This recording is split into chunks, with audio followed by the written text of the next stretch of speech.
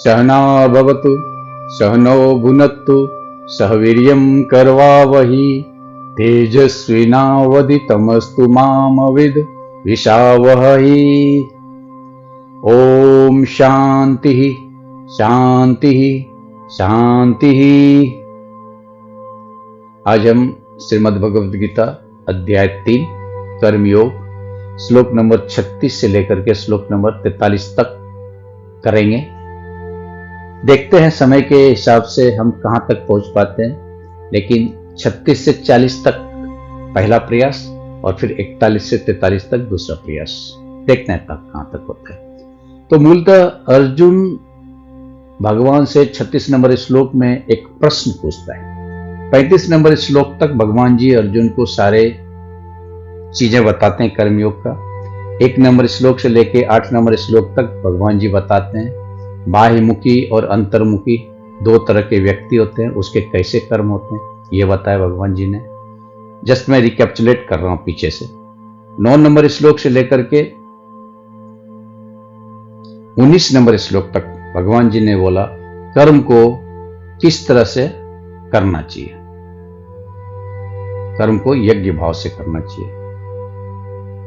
फिर भगवान जी ने 20 नंबर श्लोक से 25 नंबर श्लोक तक कर्म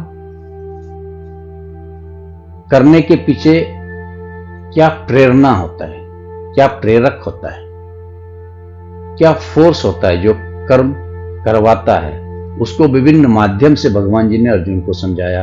कभी जनक के माध्यम से, कभी लीडर के माध्यम से, कभी अपने माध्यम से, कभी बता के, कभी समझा के, कभी बहला के, कभी फुसला के और कभी डरा के। फिर भगवान जी ने 25 नंबर श्लोक से 35 नंबर श्लोक तक श्रेष्ठ कर्म की व्याख्या की। और अंतिम श्लोक जो था जिसमें कि हमने बात किया था कि passion should be your profession, यानी कि श्रेयान स्वधर्मो विघ्नः परधर्मात् सुनिश्चितात् स्वधर्मे निगुणः श्रेय स्वधर्मे निधनम श्रेय परधर्म भयावह। ये हमने बात की थी पिछले सत्र में। और इस सत्र में जो कि आखिरी खंड है इस चैप्टर का कर्मयोग का, जिसमें कि 36 नंबर से लेकर के 43 नंबर तक का श्लोक है।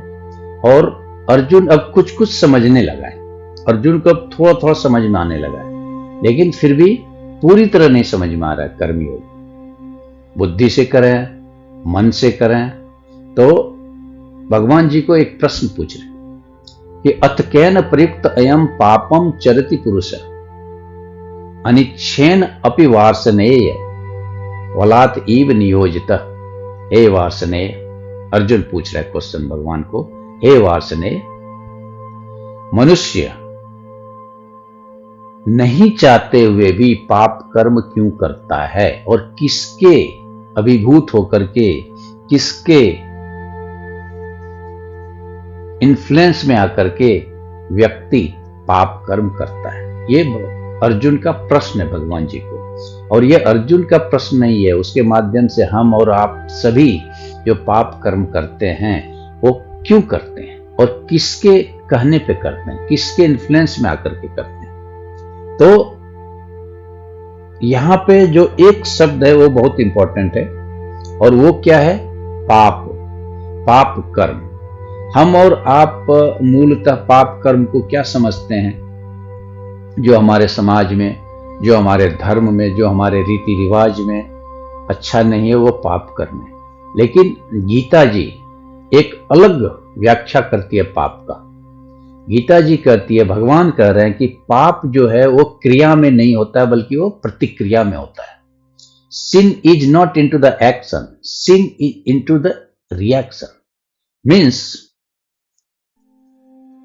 जब हम और आप वो कर्म नहीं करते हैं जो बुद्धि चाहती है करें, और जब हम कर्म मन के अधीन, इंद्रिय के अधीन होकर के करते हैं, तो कर्म करने के बाद क्या होती है? ग्लानि होती है।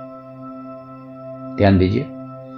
और पाप कर्म का बहुत ही सरल डेफिनेशन ये हो सकता है कि जो कर्म करने के उपरांत हमें और आपको ग्लानि हो, वो पाप कर्म है। दूसरा डेफिनेशन पाप कर्म का ये है कि पाप कर्म वो कर्म है जिसे हम छुपा के करना चाहते हैं, और पुण्य कर्म वो है जिसे हम छपा के करना चाहते हैं। क्योंकि जब हम कोई कर्म मन के, इंद्रिय के वशीभूत होकर के करते हैं, तो हम करते कुछ हैं, हम सोचते कुछ हैं, हम महसूस करते कुछ हैं, लेकिन अंत में होता कुछ और है, क्योंकि वो हमारे और आपके बस में नहीं होता है। तो एक उदाहरण से इसको समझा, पाप कर्म और पुण्य कर्म। मैंने बोला जो कर्म मन के अधीन होकर के किया जाए वो पाप कर्म है। जब बुद्धि से भटक करके मन के अधीन होकर के हम कर्म करने लगते हैं तो अंत में उससे ग्लानि होती है। पहला सिगरेट जब हम और आप या कोई व्यक्ति पीता है तो पीने के बाद ग्लानि होती है कि नहीं ये गलत है, लेकिन मन और इंद्रिय बार बार बोलता है करो करो, और हम वो पीते पीते पीते पीते सिगरेट पीने की आदत हो जाती है। सुबह 5 बजे उठने का है, हम नहीं उठते हैं। 8 बजे उठे, हमें ग्लानि होती है क्या मैं 5 बजे उठना चाहिए था। लेकिन मन के वशीभूत होकर के, इंद्रिय के वशीभूत होकर के हम बार बार वही कर्म करने लगते हैं, और वो अंत में हमारी आदत बन जाती है। तो पाप कर्म का डेफिनेशन हमने बताया, गीता जी ने बताया, भगवान जी ने बताया। और अब भगवान जी 37 नंबर श्लोक से उस प्रश्न का जवाब दे रहे जो अर्जुन ने पूछा। और प्रश्न ये था कि हे भगवान, हे वासने, आप मुझे ये बताएं कि व्यक्ति पाप कर्म क्यों करता है, किसके वशीभूत होकर के करता है। Who is influencing a person to commit the sin. कौन ऐसा चीज है, कौन ऐसा फैक्टर है जो हमें और आपको पाप कर्म करने पे मजबूर करता है। ये प्रश्न था। अभी भगवान जी उसका उत्तर दे रहे हैं 37 नंबर से लेकर के 43 नंबर तक। और यहां पे अभी 2 बात करेंगे, वो हम बात करते हैं, जो कि बहुत ही इंपॉर्टेंट है, बहुत ही इंपॉर्टेंट है हमारे और आपको समझने के लिए। तो भगवान जी बोलते हैं काम ऐसा क्रोध ऐसा रजोगुण समुद्भव महाअस्न महापापा विद्धि एनम इह बैरिनम। श्री भगवान बोले, हे अर्जुन, रजोगुण से उत्पन्न हुआ यह काम, यह क्रोध, यह महाभूखा है, महाअस्न है तथा महापापी है। इसको तू अपना बैरी जान, इसको तू अपना दुश्मन जान। यहां भगवान जी बहुत ही क्लियर बोल दिए, बॉटम लाइन बोल दिए कि काम ऐसा क्रोध ऐसा रजोगुण समुद्भव। रजोगुण से उत्पन्न हुआ काम और काम से उत्पन्न हुआ क्रोध, ये महापापी है, महापापा, महाअश्नो और महाभूखा है। महाअश्नो को एक तरह से आप समझे, मगरमच्छ को आपने देखा होगा। मगरमच्छ का जो मुंह होता है, जीभ जो होता है, उसका दांत जो होता है, वो एक के ऊपर ऐसा फंसा होता है कि उसे आप निकालना बहुत मुश्किल होता है। और एक बार जब उसके अंदर में आप फंस जाते हो, या कोई जीव फंस जाता है, कोई चीज फंस जाता है, तो वो उससे बाहर नहीं निकल सकता है। इसलिए गजराज, गज हाथी को भी जब मगरमच्छ ने पकड़ा तो उसके चंगुल से, उसके दांत के बीच से निकलना नामुमकिन सा हो गया था। और फिर उन्होंने भगवान जी को पुकारा था। कहानी आती है हमारे शास्त्र में। तो यहां भी बोल रहा है कि ये जो काम और क्रोध है वो मगरमच्छ का वही दांत है, महाअस्न, यानी कि महाभूखा है वो। और एक बार वो जकड़ ले तो फिर हम जीव उससे बाहर नहीं निकल सकते किसी भी हालत में नहीं। और महापापाम है, महापापी है ये। तो विद्धि एनम ईह वैरिनम। ईह मतलब होता है इस संसार में, विद्धि मतलब होता है जानो, वैरिनम मतलब होता है दुश्मन। इसको तुम अपना दुश्मन मानो। भगवान जी ने अर्जुन को यह डेफिनेशन दिया, ये कारण दिया पाप कर्म करने का। क्यों पाप कर्म करते हैं? क्योंकि रजोगुण से उत्पन्न काम, काम मतलब वासना, वासना मतलब इच्छा, डिजायर, और फिर उससे उत्पन्न क्रोध। ये दोनों जो है हमारे और आपके लिए सबसे बड़ा दुश्मन है इस संसार में। महाअश्न है, ये मगरमच्छ का वो दांत है जिसके बीच में हम और आप फंस करके ताउम्र रह जाते हैं और निकल नहीं पाते हैं। ठीक उसी तरह से जिस तरह से मगरमच्छ के दांत में अगर कोई चीज फंस जाए, कोई जीव जंतु फंस जाए, तो उससे बाहर निकलना नेक्स्ट टू इम्पॉसिबल। और महापापा है, महापापी है ये। तो भगवान जी ने अर्जुन को यहां से शुरू किया बताना। तब इसको समझा, हमारे मन की 3 अवस्था होती है। पहला तमस की अवस्था जो सबसे निम्न अवस्था है, दूसरा रजस की अवस्था है जो बीच की अवस्था है, जो हम और आप सभी हैं, और सबसे श्रेष्ठतम अवस्था जो है वो सात्विक अवस्था है। तो तमस सबसे नीचे, रजस बीच में, जो हम और आप मूलतः इस संसार में 99.9% लोग हैं वो तामसिक हैं, राजसिक हैं, और सबसे श्रेष्ठतम जो होते हैं, एक बिरले कोई निकलता है, वो सात्विक होता है। तो तामसिक व्यक्ति जो है उसका फंडामेंटल मैंने पहले बताया था, दुनिया करे काम और हम करें आराम, निंद्रा, आलस्य, प्रमाद, तामसिक व्यक्ति। तो तामसिक व्यक्ति कभी भी दुखी नहीं होता है, उससे दुनिया दुखी होता है। राजसिक व्यक्ति हम और आप ताउम्र 24/7 कामनाओं को पूरा करने के लिए सुबह से शाम तक दर बदर भटकते रहते हैं। कोई नौकरी, कोई पैसा, कोई चाकरी, कोई खेती, कोई बिजनेस, सुबह से लेकर शाम तक इंद्रिय और इंद्रिय भोग विलास की वस्तु के पीछे भागते रहते हैं।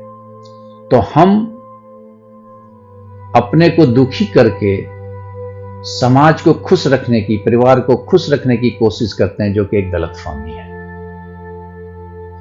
और जो सात्विक व्यक्ति होता है उसका हर कर्म असंग होता है, संग रहित होता है, फल रहित होता है। उसका हर कर्म फल की इच्छा से अनासक्त होता है। कर्म फल अनासक्तम कार्यम कर्म करोति स सन्यासी च योगी स। तो जो सतोगुणी है वो खुद खुश रहता है और वो समाज को भी खुशी देता है। ये 3 स्तर के लोग हैं। सात्विक जो खुद खुश हैं और समाज को भी खुशी देता है। राजसिक जो खुद दुखी है और दूसरे को खुश करने की कोशिश तो करता है बट कर नहीं सकता, क्योंकि हम परिवार को, समाज को, बेटे को, बेटी को, पत्नी को कितना भी खुश करने की कोशिश करें, ये एक गलतफहमी होता है कि हम उसे खुश कर रहे हैं। और तामसिक व्यक्ति जो होता है उसे किसी को खुश करने की जरूरत नहीं, वो खुद निंद्रा, आलस्य, प्रमाद में रहता है, भले दुनिया उससे दुखी रहे तो रहे। अभी इस काम को समझें, थोड़ा इस पे टाइम लूंगा मैं। काम को समझें, इसे एक कहानी के माध्यम से हम समझेंगे, फिर इसका क्रोनोलॉजी का बात हम करेंगे। इस पे हम थोड़ा सा विस्तार में जाएंगे, क्योंकि ये मूल है हमारा।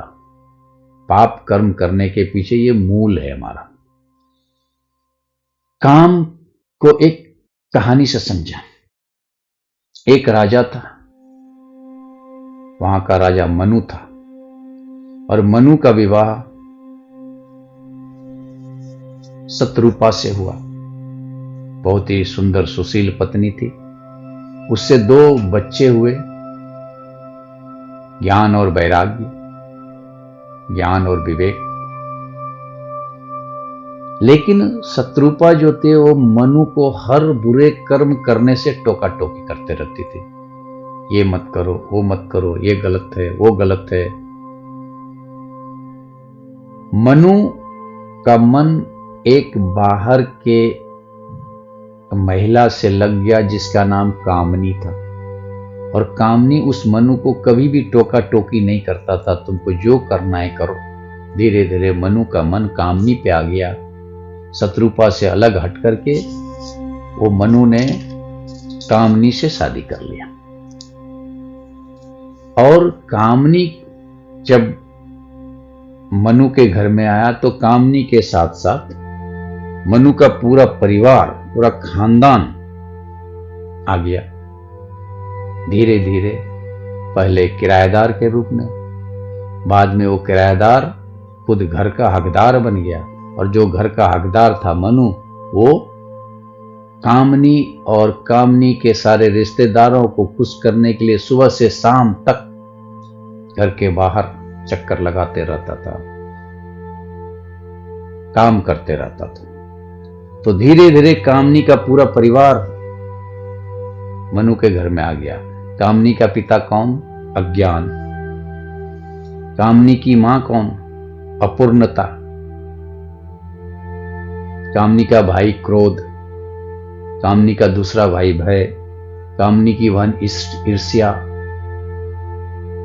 कामनी का चाचा अहंकार, कामनी की ताया द्वेष, कामनी का मामा मोह, इत्यादि इत्यादि। कहने का मतलब है कि मनु जो है मन का प्रतीक है, शत्रुपा बुद्धि का प्रतीक है, ज्ञान का प्रतीक है, और कामनी जो है काम का प्रतीक है। जब मन बुद्धि के अधीन रह करके कर्म करे तो उसे ज्ञान और वैराग्य प्राप्त होता है। लेकिन जब वही काम इंद्रिय विषय भोग विलास वस्तु के अधीन होकर के काम करे तो उसके अंदर में अज्ञान, अपूर्णता, क्रोध, भय, ईर्ष्या, अहंकार, द्वेष सब कुछ आ जाता है। और इस कहानी का अर्थ, आध्यात्मिक अर्थ यही है कि जब हम और आप कामनी रूपी काम के वशीभूत में हो जाते हैं तो सारे उसके रिश्तेदार हमारे अंदर घर कर जाते हैं। काम, क्रोध, लोभ, मोह, मद, मत्सर, राग, द्वेष, अहंकार, ईर्ष्या, तृष्णा, सारे उसके खानदान हमारे अंदर आ जाते हैं। तो काम का दूसरा क्रोनोलॉजी भगवान जी ने अध्याय 2 के श्लोक नंबर 62 और 63 में बताया है। ध्यायते विषयान पुंस संग तेषु अभिजायते संगात संजायते कामः कामात् क्रोध अभिजायते क्रोधात् भवति सम्मोह सम्मोहात् अस्मृति विभ्रम अस्मृति वंशात् बुद्धिनाशात् बुद्धिनाशात् प्रणश्यति। This is the chronological order of the spiritual fall of a person। एक आदमी का आध्यात्मिक पतन का ये सीढ़ी है। हमारा आध्यात्मिक पतन कब हो जाता है? इसका क्रोनोलॉजी स्टार्ट्स फ्रॉम ध्यायते विषयान पुंस। ध्यायते मतलब ध्यान लगाता है, विषयान मतलब इंद्रिय विषय वस्तु पे, पुरुष मतलब पुरुष। ध्यायते विषयान पुरुष, ये श्लोक है सांख्य योग अध्याय 2 का 62 और 63। बहुत ही फेमस श्लोक है, बहुत ही फेमस श्लोक है। और ये श्लोक हमारे और आपके लिए बहुत ही इंपॉर्टेंट है to understand how to maintain your action with the wisdom. हम ज्ञान से कैसे कर्म को करें, और अगर नहीं करते हैं, अगर हम मन से करते हैं तो क्या होता है? हमारा पूरा का पूरा नाश हो जाता है। इसका क्रोनोलॉजी वहां पे भगवान जी बताए हैं। ध्यायते विषयान पुंसः, जब आदमी बार बार एक वस्तु पे, एक विषय पे ध्यान लगाता है। संग तेषु उपजायते, संग मतलब आसक्ति, लगाव उस वस्तु व्यक्ति से उत्पन्न हो जाता है। संगात संजायते कामः, और जब आसक्ति हो जाती है उससे तो उससे काम की उत्पत्ति होती है। कामात संगात संजायते काम, कामात क्रोध अभिजायते, और काम से क्रोध की उत्पत्ति होती है। काम से क्रोध की कैसी उत्पत्ति होती है? जब आपकी कोई इच्छा है, आपका कोई डिजायर है और वो आपको प्राप्त ना हो तो क्रोध उत्पन्न होता है। और जब आपकी कोई इच्छा है और वो आपको प्राप्त हो जाए तो फिर लोभ और मोह उत्पन्न होता है। तो वहां भी भगवान जी बोलते हैं कामात क्रोध अभिजायते, और यहां भी भगवान जी बोलते हैं काम एष क्रोध एष रजोगुण समुद्भव। रजोगुण से पहले काम उत्पन्न होता है, और काम यानी इच्छा पूर्ण नहीं हो तो क्रोध उत्पन्न होता है। यही भगवान जी ने वहां क्रोनोलॉजिकल में बताया कि कामात क्रोध अभिजायते, और क्रोध से फिर क्या होता है, क्रोधात भवति सम्मोहः, सम्मोहात स्मृति विभ्रमः। क्रोध से क्या होता है, मोह उत्पन्न होता है। क्रोधात भवति सम्मोह, क्रोध से मोह उत्पन्न होता है। मोहात स्मृति विभ्रमः, और जब मोह हो जाता है तो क्या होता है, हमारी स्मृति, हमारा रिमेम्बरेंस खत्म हो जाती है, विभ्रम हो जाता है। और स्मृति भंसात बुद्धि नाशः, और जब स्मृति खत्म हो जाती है तो बुद्धि का नाश हो जाता है। बुद्धि नाशात प्रणश्यति, और जब बुद्धि का नाश हो जाता है तो हमारा भी सर्वनाश हो जाता है। यानी जहां पे बुद्धि का नाश हो गया, जहां बुद्धि का ह्रास हो गया, जहां बुद्धि नहीं है वहां हमारा नाश है। और भगवान जी यही बोले कि जब वो व्यक्ति बुद्धि के द्वारा कर्म ना करके मन के अधीन होकर के कर्म करे तो वो पाप कर्म कहलाता है। और वहां भी भगवान जी ने बोला कि बुद्धि नाशा प्रणश्यति, बुद्धि का अगर नाश हो गया, बुद्धि का अगर क्षय हो गया तो समझो व्यक्ति का आध्यात्मिक नाश हो गया। तो इस तरह से भगवान जी काम एस क्रोध एस से शुरू करते हैं और सारा चीज को समझाते हुए अभी 38 नंबर का श्लोक में इसी को आगे बढ़ाते हैं और इसको समझाने का दूसरा तरीका लेते हैं भगवान जी। और भगवान जी बोलते हैं धूमेन आव्रियते अग्नि यथा आदर्श मलेन च, यथा उल्बेन आवृतो गर्भ तथा तेन इदम आवृतम। जिस तरह से धुएं ने अग्नि को, मैल ने दर्पण को, मैल मतलब धूला, धूला दर्पण को, और भ्रूण को गर्भाशय ने यानी झिल्ली को, झिल्ली से गर्भ को ढक दिया गया है। या तो धुएं से अग्नि ढका हुआ है, धूल से दर्पण ढका हुआ है और झिल्ली से गर्भ ढका हुआ है। उसी तरह से यह काम और क्रोध से हमारा ज्ञान ढका हुआ है। अभी देखिए भगवान जी इसको थोड़ा आगे ले जा रहे हैं, थोड़ा डीपर स्टेट में लेके जा रहे हैं अर्जुन को, क्योंकि अर्जुन थोड़ा थोड़ा समझने लगा है, अर्जुन थोड़ा थोड़ा मन से ऊपर उठ के बुद्धि के स्तर पर आने लगा है। इसलिए भगवान जी अभी थोड़ा गहरा नॉलेज देना शुरू कर दिया। और भगवान जी इस बात को समझाने के लिए कि हमारा काम, हमारे अंदर जो काम है वो हमारे ज्ञान को कैसे दिग्भ्रमित कर देता है, कैसे मन को हावी करने में मदद करता है, तो 3 उदाहरण दिया भगवान जी ने। पहला उदाहरण दिया कि जिस तरह से धुएं से अग्नि ढक जाता है, जब धुआं उठता है तो अग्नि नीचे हो जाता है और धुआं ऊपर हो जाता है, तो कुछ समय के लिए वो अग्नि दिखेगा नहीं। धूल से दर्पण ढक जाता है, जिस तरह से दर्पण के आगे अगर धूल पड़ जाए तो आपका चेहरा दर्पण में ठीक से दिखेगा नहीं। और यथा उल्बेन आवृतो गर्भ, और जिस तरह से गर्भ जो है वो झिल्ली से ढका हुआ है, उसी तरह से हमारा ये ज्ञान इस काम वासना से ढका हुआ है। तो 3 स्तर पे भगवान जी ने उदाहरण दिया। और गीता जी की खूबसूरती यही कि गीता जी में कोई कहानी या किस्सा नहीं है, कोई लोरी भी नहीं है। गीता जी में जो भी उदाहरण भगवान जी ने दिए हैं, या तो प्रकृति से दिया है, या तो पशु पक्षी से ज्यादा दिया है, या तो पेड़ से ज्यादा दिया है। आप उठा के देखें, आदमी का उदाहरण बहुत कम मिलेगा। जैसे एक उदाहरण जनक जी का दिया और कहीं अपना उदाहरण दिए।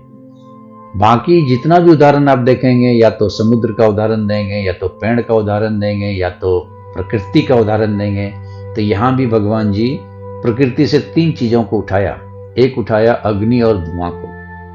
तो अग्नि और धुआं का अर्थ है कि ये ज्ञान 3 अवस्था को भी ढक लेता है, सात्विक, राजसिक, तामसिक, तीनों को ढक लेता है। तो कामनाएं जो हैं ये तीनों तरह के आवरण में आती है। पहला सात्विक, और इसका उदाहरण दिया भगवान जी ने कि धुआं और अग्नि, ये सात्विक आवरण है। आप थोड़ा सा फूंक मारो तो धुआं हट जाएगा और अग्नि प्रज्वलित हो जाएगी। इसी तरह से जो हमारे सात्विक अवस्था को अज्ञान और काम वासना ढक लेती है, तो ज्ञान का एक हल्का झोंका भी आ जाए तो वो काम वासना हट जाएगी। यानी कि जो सात्विक अवस्था को प्राप्त किया हुआ व्यक्ति है, जो उच्च अवस्था को प्राप्त किया हुआ व्यक्ति है, उसके मन में भी काम वासना आती है, लेकिन एक हल्का ज्ञान का झटका उस काम वासना को हटा देती है। जिस तरह से एक हल्का मुंह का फूंक उस धुएं को हटा देता है और ज्ञान प्रज्वलित हो जाता है। दूसरा उदाहरण भगवान जी ने दिया, राजसिक अवस्था वाले व्यक्ति के मन में भी काम वासना होती है और उससे उसी तरह से ढक लेता है जिस तरह से धूल दर्पण को ढक लेता है। यानी यहां पे आप फूंक मार करके धूल को नहीं हटा सकते। इसके लिए आपको क्या करना पड़ेगा, कपड़ा लेकर के उस दर्पण को साफ करना पड़ेगा। उसी तरह से जो राजसिक व्यक्ति, हम और आप बाह्यमुखी व्यक्ति जो हैं, उसके अंदर जो काम वासना हमारे ज्ञान को ढक लिया है, उसको हटाने के लिए हमें सिर्फ और सिर्फ एक ही रास्ता अपनाना पड़ेगा और वो है कर्म योग का। हमें कर्म करना पड़ेगा। और कर्म कैसा, जो भगवान जी ने 35 नंबर श्लोक तक बताए कि चूज द एक्शन, जो स्वतः मिला, जो सहज है, जो श्रेष्ठ है और जो स्वीकार्य है। चार फैक्टर्स बताए थे, हमने बात की थी पहले। जो आपको अपने आप मिलता है, प्रकृति आपको देती है, परिवार आपको देता है, सहज, स्वतः, जो आपको करने के लिए सहज है, स्वधर्म, आपकी इच्छा के अनुसार है, जो श्रेष्ठ है आपके लिए भी और दूसरों के लिए भी, और जिसका कर्म फल आपको स्वीकार्य है। अगर ये चारों चीजें हैं तो वो कर्म आपको कर देना चाहिए। और वो कर्म जब आप करोगे तो आप उस काम वासना, उस काम से, उस इच्छा से, उस डिजायर से खुद ब खुद मुक्त हो जाओगे। क्योंकि काम कर्म आप छोड़ नहीं सकते हो, कर्म स्वतः छूट जाएगा। और कर्म कब छूटेगा, जब आपकी वो वासना, वो इच्छा, वो डिजायर खत्म हो जाएगा। आपको खिलौना से वासना, खिलौना खरीदने का या खिलौना से खेलने का कब कर्म बंद हो गया, जब आपकी इच्छा, आपकी वासना, आपका डिजायर उस खिलौने के प्रति समाप्त हो गया। मोटरसाइकिल कब खड़ा हो जाता है, कब बंद हो जाता है, जब पेट्रोल खत्म हो जाता है। पेट्रोल जब तक है, there is all possibility to start the motorcycle, to run the motorcycle. एक बल्ब बिजली देना कब बंद कर दे, जब इलेक्ट्रिसिटी बंद हो जाए। लेकिन जब तक बिजली है, there is possibility for that bulb to give you the light. उसी तरह से जब तक आपके और हमारे मन में वासना है, काम वासना है, इच्छा है, डिजायर है, तब तक there is a possibility to the action to be perform by you under any circumstances. किसी भी हालत में अवश्य विवश होकर के भी आपको वो कर्म करना पड़ेगा, प्रकृति के तीनों गुणों के हिसाब से। वही बोल रहे हैं भगवान जी, राजसिक, तामसिक और सात्विक 3 गुण हैं। तो 2 गुण का बात किया, और तीसरा गुण जो है वो तामसिक गुण है। तामसिक गुण को हथौड़ा मारना पड़ता है, भ्रूण को झिल्ली से हटाने के लिए ऑपरेशन करना पड़ता है। उसी तरह से तामसिक व्यक्ति को ज्यादा मेहनत करना पड़ता है, उसको ज्यादा परिश्रम करना पड़ता है, उसको पहले तामसिक से रासिक होना पड़ता है, फिर रासिक से सात्विक होना पड़ता है। तो ये 3 उदाहरण, पहला धुएं को अग्नि से अलग, अग्नि को धुएं के द्वारा ढकना और धुएं को एक फूंक से अलग करना, यह बताता है कि सात्विक अवस्था वाले व्यक्ति को काम वासना से मुक्ति आसानी से मिलती है, क्योंकि वो सात्विक अवस्था को प्राप्त कर लिया है। राजसिक को थोड़ा कर्म करना पड़ता है। वो कर्म कैसा होना चाहिए, वो कर्म होना चाहिए नियत कर्म। वो कर्म कैसा होना चाहिए, यज्ञ भाव से किया हुआ कर्म। वो कर्म का जो मुकाम है वो क्या होना चाहिए, श्रेष्ठ होना चाहिए। हायर डायमेंशन के लिए कर्म किया जाना चाहिए। एंड पूरे जील और जिस से कर्म करना चाहिए। राजसिक व्यक्ति, राजसिक के ऊपर जो आवरण होता है तो फिर आपका काम वासना खत्म हो जाएगी, और हम और आप इसी कैटेगरी में आते हैं। तामसिक जो व्यक्ति है उसको बहुत ही मेहनत करना पड़ेगा, बहुत एफर्ट्स लगाना पड़ेगा उसको, तब जाकर के वो व्यक्ति, उस गुण वाला व्यक्ति जो है वो तामसिक से राजसिक और राजसिक से सात्विक की अवस्था में आएगा। तो ये भगवान जी ने 3 उदाहरण के माध्यम से हमारे तीनों अवस्था पे कैसे काम वासना हावी होता है, कैसे इसको हटाया जाए, इसके बारे में बात की। और अब 39 नंबर के श्लोक में भगवान जी इसी बात को आगे बढ़ाते हुए बोलते हैं कि आवृतम ज्ञानम एतेन यानिनः नित्य वैरिणा काम रूपेण कौन्ते दुष्पूरेण अलनेन च।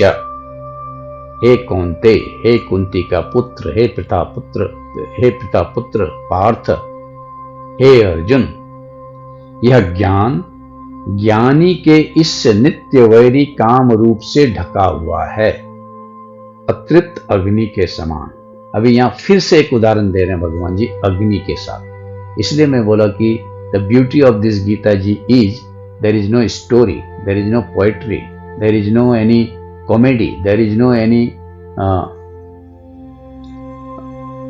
मतलब कोई ऐसा कहानी या तो किस्सा या तो कोई दोहा या तो कोई कविता यहाँ पे नहीं मिलेगा।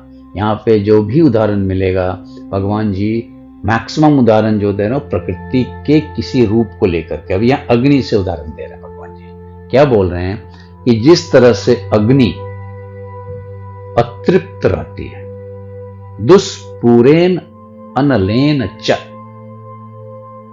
नहीं खत्म होने वाला अग्नि जिस तरह से जलते रहता है जब तक उसमें आप ईंधन डालते रहो, ठीक उसी तरह से ये काम वासना, ये इच्छा, ये डिजायर हम ज्ञानियों के ज्ञान को ढका रहता है नित्य वैरी के तरह। हम कितना भी ज्ञानी हो जाए, लेकिन हमारे अंदर अगर वासना है, इच्छा है, डिजायर है, तो हमारे ज्ञान को वो तब तक ढका रहेगा जब तक हमारे अंदर में काम वासना है। ठीक उसी तरह से जिस तरह से भगवान जी बोल रहे हैं कि दुष्पूरेन अनलेन च, अनलेन मतलब अग्नि, दुष्पूरेन मतलब नहीं बुझने वाली, नहीं खत्म होने वाली, यानी कि अतृप्त अग्नि। जब तक उसमें ईंधन डालते रहो, चाहे पूरा सऊदी अरेबिया का कुआं ही डाल दो उसमें, लेकिन जब तक एक बूंद भी पेट्रोल रहेगा तब तक वो अग्नि बुझेगी नहीं। ठीक उसी तरह से जब तक हमारे मन में एक छोटी सी इच्छा भी रहेगी तब तक ये काम, ये वासना, ये इच्छा हमारे ज्ञान को ढके हुए रहेगा, भले ये 3 स्तर पे ढके। ये भगवान जी ने यहाँ पे ये बताने का कोशिश किया कि अपने को तोप मत समझिए, अपने को फन्ना काम मत समझिए, अपने को बहुत बहादुर मत समझिए। ये काम और ये जो वासना है, ये जो इच्छा है, ये जो तृष्णा है, ये जो राग है, ये जो द्वेष है, ये हमें और आपको इतनी आसानी से पीछा नहीं छोड़ेगी। क्योंकि अभी 40 नंबर में भगवान जी ये बता रहे हैं कि इस काम वासना का वास स्थान कहाँ पे है, जो कि हमने बोला था कि अंतिम खंड का ये वाक्य है कि कर्म यानी कि काम वासना का निवास स्थान। और वही बोल रहे हैं इंद्रियाणि मनोबुद्धि यस अधिष्ठानम उच्यते एते विमोहयति एषः ज्ञानम आवृत्य देहिना। हे अर्जुन, इस काम वासना का निवास स्थान कौन है? तो इंद्रियाणि, इंद्रिय यानी ये शरीर, मन एंड बुद्धि, 3 इंद्रिय, मन और बुद्धि, यश अधिष्ठानम उच्यते। यश मतलब इस काम का, इस काम और क्रोध का। अधिष्ठानम मतलब निवास स्थान, उच्यते मतलब कहा जाता है। यानी इंद्रियां, मन तथा बुद्धि इसके निवास स्थान कहे जाते हैं। एते विमोहयति एषः ज्ञानम आवृत्य देहिनम। ये देहधारी को किस तरह से मोहित कर लेता है।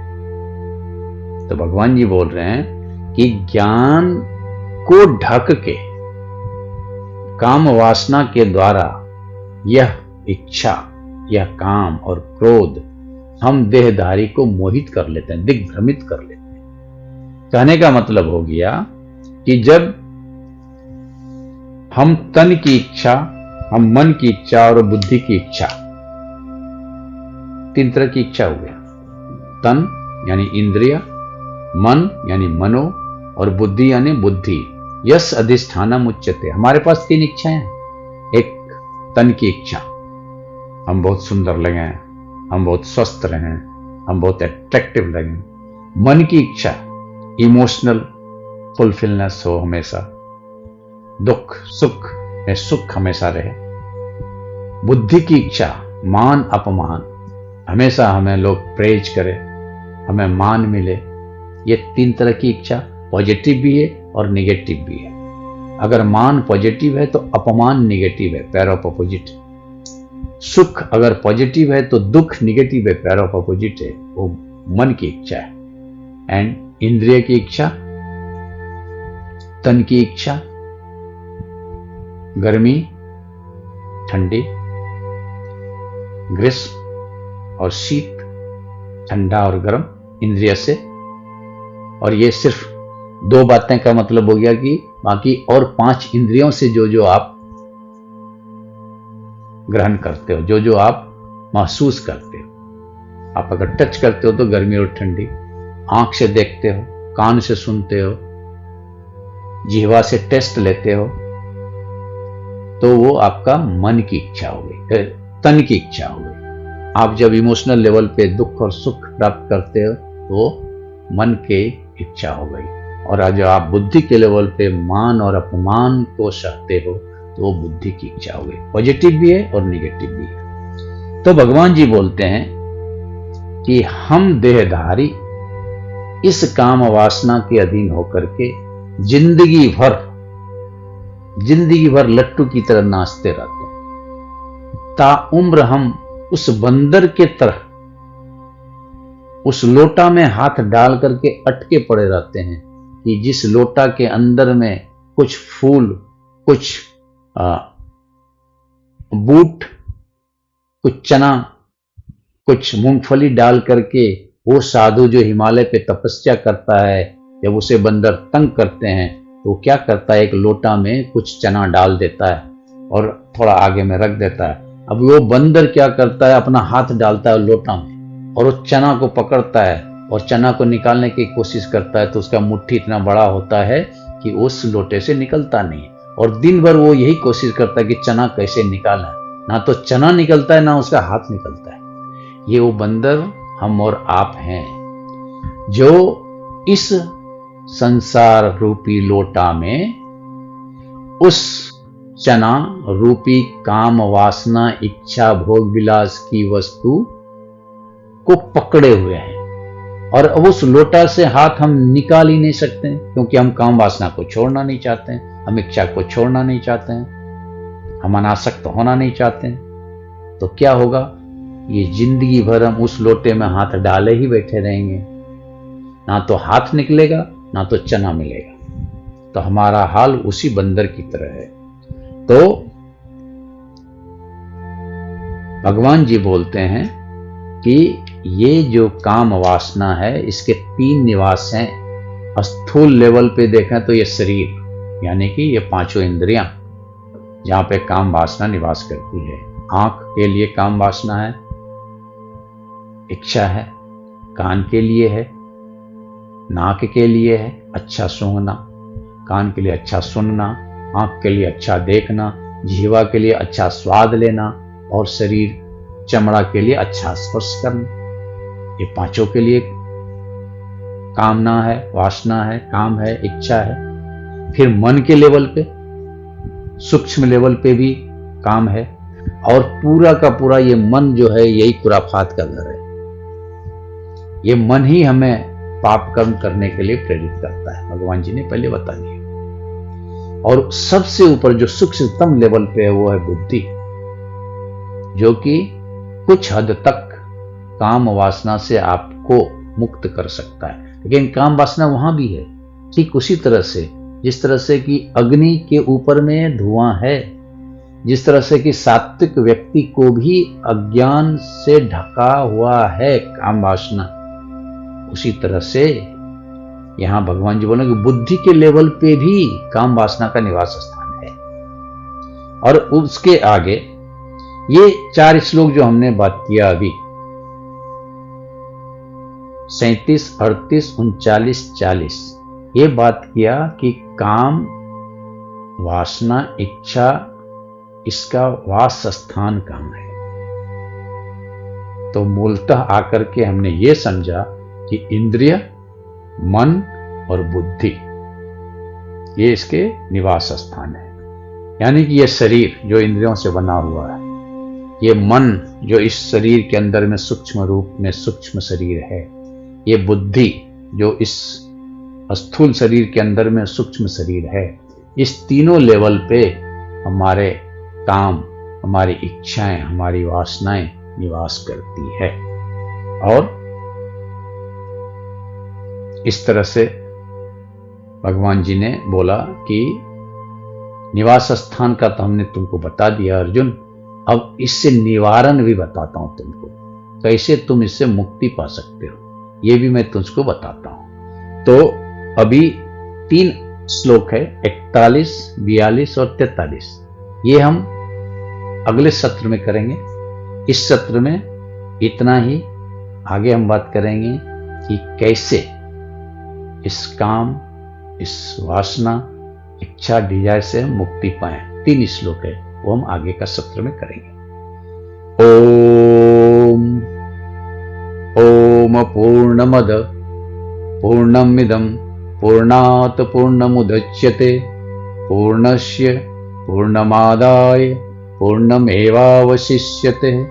ओम शांति शांति शांति। धन्यवाद।